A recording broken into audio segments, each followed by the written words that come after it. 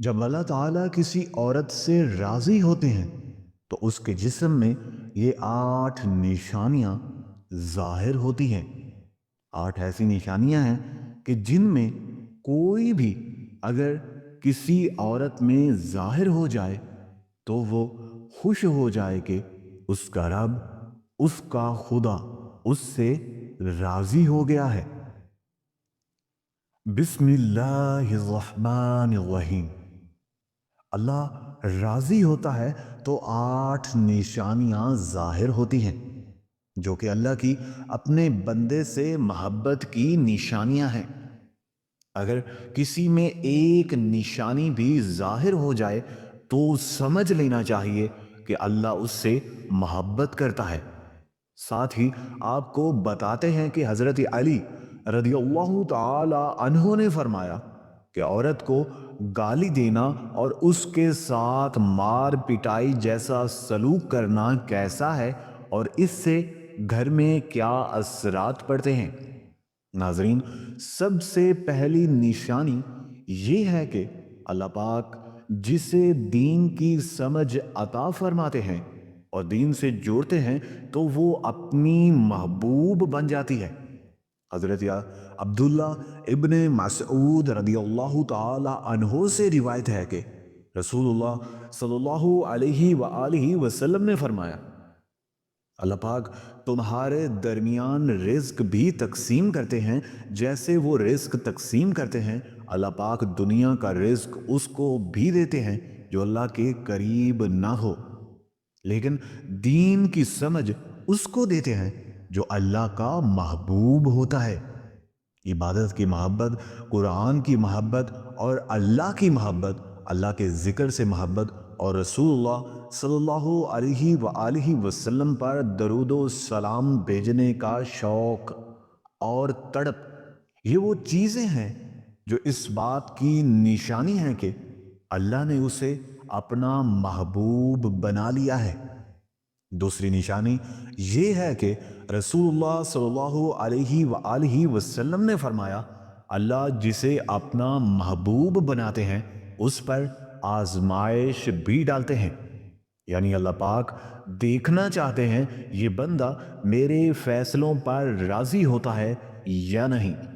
جو راضی ہو جائے اللہ پاک اسے دنیا میں بھی راضی کرتے ہیں اور آخرت میں بھی راضی کریں گے۔ جو شخص پریشانی یا فکر کا شکار ہو جائے اور یہ سوچے کہ یہ کیا ہو گیا میرے ساتھ، تو اس کا یہ سوچنا غلط ہے، کیونکہ اللہ پاک اپنے پیاروں کو ہی آزماتے ہیں۔ حضرت بلال حبشی رضی اللہ تعالی عنہ سے کسی نے پوچھا، آپ تو توحید کی باتیں کرتے ہیں تو آپ کو اتنی بری طرح سے مار کیوں پڑی؟ تو حضرت بلال رضی اللہ تعالی عنہ نے فرمایا، تم بھی تو بازار جا کر برتن خریدنے سے پہلے اس سے بجا کر دیکھتے ہو کہ مٹی صحیح طرح سے لگی ہے یا نہیں۔ یہی وہ غلام تھے جن کا رنگ بھی کالا تھا، موٹے موٹے ہونٹ تھے، اور جن کے بارے میں اللہ کے پیارے رسول صلی اللہ علیہ وآلہ وسلم فرماتے ہیں، جب میں جنت میں جا رہا تھا اور مجھے معراج کرائی گئی تو مجھے حضرت جبرائیل علیہ السلام سے یہ آواز آئی کہ یہ بلال حبشی ہیں جو آپ کے آگے چل رہے ہیں۔ حضرت بلال رضی اللہ تعالی عنہ نے کہا، میں ہمیشہ وضو کی حالت میں رہتا ہوں اور جب بھی وضو کی حالت میں نہیں ہوتا فوراً وضو کر لیتا ہوں، 2 رکعت نماز پڑھ لیتا ہوں۔ تیسری نشانی یہ ہے کہ اللہ پاک جب کسی بندے سے محبت کرتے ہیں تو اس میں ایک خوبصورت تبدیلی لاتے ہیں۔ حدیث میں آتا ہے کہ جب اللہ کسی سے محبت کرتے ہیں تو حضرت جبرائیل علیہ السلام کو فرماتے ہیں، اس بندے کو اپنا محبوب بنا لیا ہے، تم بھی اسے اپنا محبوب بناؤ۔ حضرت جبرائیل علیہ السلام پھر اس سے محبت کرنے لگتے ہیں اور وہ پھر تمام فرشتے اور آسمان کی نورانی مخلوق بھی اس سے محبت کرنے لگتی ہے۔ پھر ایک فرشتہ آسمان سے دنیا میں آ کر اعلان کرتا ہے، اے لوگو، فلاں شخص اللہ کا محبوب ہے، تم بھی اس سے محبت کرو۔ اس کے بعد اللہ پاک اس بندے کی محبت دنیا کے دلوں میں ڈال دیتے ہیں۔ اس لیے ہمیں چاہیے کہ ہم دو کام ضرور کریں تاکہ اللہ پاک ہم سے راضی ہو جائیں اور ہمیں اپنا محبوب بنا لیں۔ انشاءاللہ عز و جل ہم دنیا اور آخرت میں کامیاب ہو جائیں گے۔ حضرت عبداللہ ابن عباس رضی اللہ تعالی عنہ فرماتے ہیں، جب نیکیاں قبول ہو جاتی ہیں، عبادتیں قبول ہو جاتی ہیں، تو انسان کے جسم میں 5 نشانیاں ظاہر ہوتی ہیں۔ یہ وہ نشانیاں ہیں جو اللہ تعالیٰ کے کرم، اللہ تعالیٰ کی رحمت کی وجہ سے ہوتی ہیں۔ نمبر 1، جب انسان کی نیکیاں قبول ہو جاتی ہیں تو اس کی وجہ سے اس کے چہرے پر عجیب سی رونق آ جاتی ہے، یعنی وہ انسان دنیا کے سامنے اپنی خوشی کا اظہار اپنی مسکراہٹ اور بشاشت کے ساتھ کرتا ہے اور ہر وقت خوش رہتا ہے، اور یوں لگتا ہے اس دنیا میں اس سے بڑا سکون اور وقار والا کوئی نہیں۔ لگتا ہے اسے دنیا کا کوئی غم ہی نہیں، یہ خوشی ہر ایک کو نصیب نہیں ہوتی۔ نمبر 2، اس کا دل روشن ہو جاتا ہے، یعنی وہ ہر وقت اللہ کے وعدوں پر امید رکھتا ہے۔ اس کے پاس کچھ ہو یا نہ ہو، اس کے دل میں اتنی خوشی ہوتی ہے کہ اسے کوئی پرواہ نہیں ہوتی۔ اور یہ یاد رکھنا کہ امیر انسان مال سے نہیں بنتا، بلکہ امیر ہمیشہ دل سے بنتا ہے۔ حضرت علی رضی اللہ تعالی عنہ فرماتے ہیں، دولت مٹی کی طرح ہے اور مٹی کو پیر کے نیچے رکھنا چاہیے۔ اگر یہ سر پر چڑھے تو وہ قبر بن جائے گی، اور قبر زندہ لوگوں کے لیے نہیں ہوتی۔ نمبر 3، جب کسی کی نیکیاں قبول ہو جاتی ہیں تو اس کے جسم میں نیکی کی طاقت آ جاتی ہے اور شیطان اسے گمراہ نہیں کر سکتا۔ شیطان سے بچنے کی قوت اللہ اسے دے دیتا ہے۔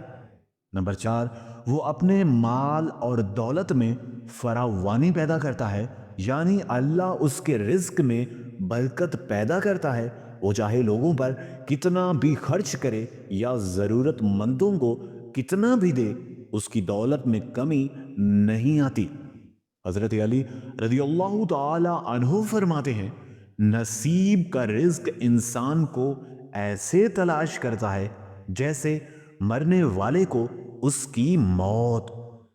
نمبر 5، لوگوں کے دلوں میں اللہ اس کی محبت پیدا کر دیتا ہے، یعنی اللہ اپنے بندے سے خوش ہوتا ہے تو اس وقت اس کی محبت لوگوں کے دلوں میں پیدا کر دیتا ہے۔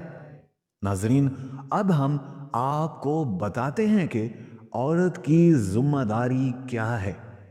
حضرت علی رضی اللہ تعالی عنہ نے فرمایا، عورت کی سب سے بڑی ذمہ داری کیا ہے؟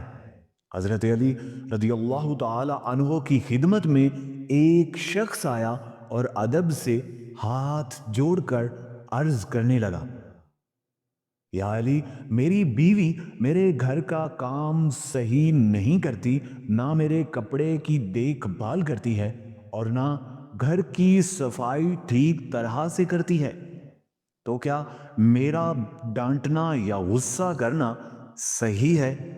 حضرت علی رضی اللہ تعالی عنہ نے فرمایا، اے شخص، کس نے کہا کہ تمہاری بیوی پر تمہارے گھر کا کام واجب ہے؟ یاد رکھنا، اسلام نے عورت کی عزت کو جتنا بلند کیا ہے اتنا کسی بھی مذہب نے نہیں کیا۔ میں نے اللہ کے رسول صلی اللہ علیہ وآلہ وسلم سے سنا، عورت کی سب سے بڑی ذمہ داری یہ ہے کہ وہ اولاد کی اچھی پرورش کرے اور اپنی اولاد کا خیال رکھے۔ لیکن اگر وہ اپنی اولاد کی پرورش کرنے کی اجرت شوہر سے مانگنا چاہے تو بھی مانگ سکتی ہے۔ اور تم گھر کے کام کی بات کر رہے ہو، خوشی سے گھر کا کام کرتی ہے، گھر کو سنبھالتی ہے، تو یہ اس کی عظمت ہے، یہ اس کا بڑا پن ہے۔ تمہیں اس کا شکریہ ادا کرنا چاہیے اور احترام کرنا چاہیے۔ میں نے اللہ کے رسول صلی اللہ علیہ وآلہ وسلم سے سنا ہے، جس وقت عورت اپنے گھر کا کام کرتی ہے، اللہ اپنے فرشتوں کو زمین پر بھیجتے ہیں اور فرماتے ہیں، جب تک یہ عورت گھر کا کام کرتی رہے اس کے لیے عبادت لکھتے رہو۔ اور وہ وقت جو عورت گھر کے کام میں لگاتی ہے تو وہ اس کی عبادت میں شامل ہو جاتا ہے۔ یہ عورت کی عظمت ہے کہ تمہارے گھر کو جنت بناتی ہے، تمہارے بچوں کو عظیم انسان بناتی ہے۔ لیکن اگر کوئی عورت پر ظلم کرے، عورت کے کام کی وجہ سے اسے ٹوکتا رہے یا اس پر ظلم کرتا رہے، تو روز محشر اللہ اس انسان کو گدھے کی شکل میں اٹھائے گا اور دوزخ کا ایک دروازہ ان لوگوں کے لیے کھولا جائے گا اور یہ کہا جائے گا، یہ وہ انسان ہے جنہوں نے اپنی ہی عورتوں پر ظلم کیا، انہیں حقیر سمجھا، انہیں غلام سمجھا۔ ناظرین، اب ہم آپ کو بتاتے ہیں حضرت علی رضی اللہ تعالی عنہ نے فرمایا، گھر میں عورت کا رونا کیسا ہے، عورت پر ظلم کرنے کی کیا سزا ہے۔ حضرت علی رضی اللہ تعالی عنہ راستے سے گزر رہے تھے اور دیکھا کہ ایک شخص اپنی بیوی پر ظلم کر رہا تھا۔ حضرت علی رضی اللہ تعالی عنہ ان کے قریب گئے اور فرمایا، اے شخص، اللہ سے ڈرو، تمہاری مفلسی، پریشانی اور رزق میں تنگی کا سبب یہ ہے کہ تمہاری بیوی تمہارے ہی ظلم کی وجہ سے تمہارے ہی گھر میں روتی ہے۔ میں نے رسول اللہ صلی اللہ علیہ وآلہ وسلم سے سنا ہے، جس گھر میں عورتیں روتی ہیں اس گھر میں رزق کے فرشتے نہیں آتے، اور یوں اس گھر میں رہنے والے مردوں کے رزق کی راہیں تنگ ہونے لگتی ہیں اور وہ پریشانی اور مفلسی میں گرفتار ہو جاتے ہیں۔ یاد رکھنا، اللہ نے اولاد مرد کی تقدیر اور دولت عورت کی تقدیر میں لکھی ہوئی ہے۔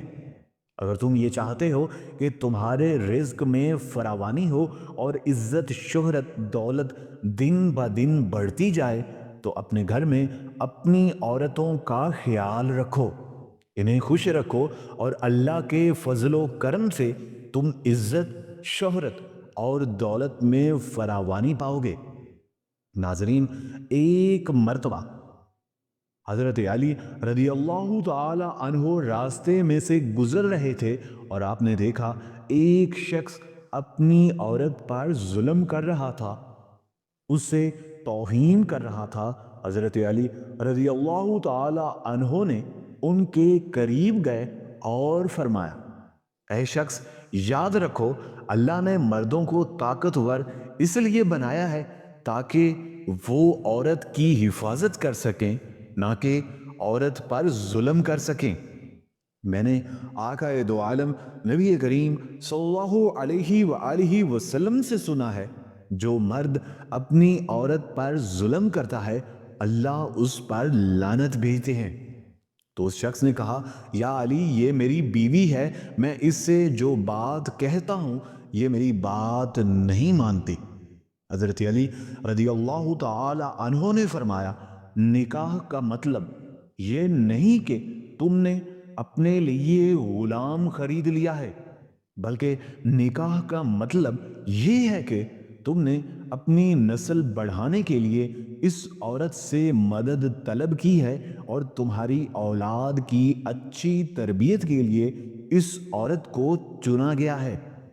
اے شخص جس سے مدد لی جائے اسے غلام نہیں سمجھا جاتا، اور جو تمہاری اولاد کو پروان چڑھائے اسے حقیر نہیں سمجھا جاتا، بلکہ تمہیں اس کا شکر گزار ہونا چاہیے۔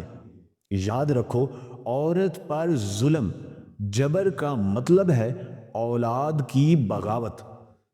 آنے والے وقت میں جو اولاد اس عورت کے جسم سے تمہیں نصیب ہوگی، اس کے وجود میں تمہارے لیے بغاوت ہی بغاوت ہوگی۔ اللہ تعالیٰ سے دعا ہے کہ ہمیں حق پر چلنے کی توفیق عطا فرمائے، اور ہماری اولاد کو ہمارے لیے رحمت بنائے، اور ہمیں دین کی مکمل سمجھ نصیب فرمائے۔ آمین ثم آمین۔ دوستو، اگر آپ کو ہماری یہ ویڈیو پسند آئی ہے تو کمنٹ سیکشن میں اپنی قیمتی رائے کا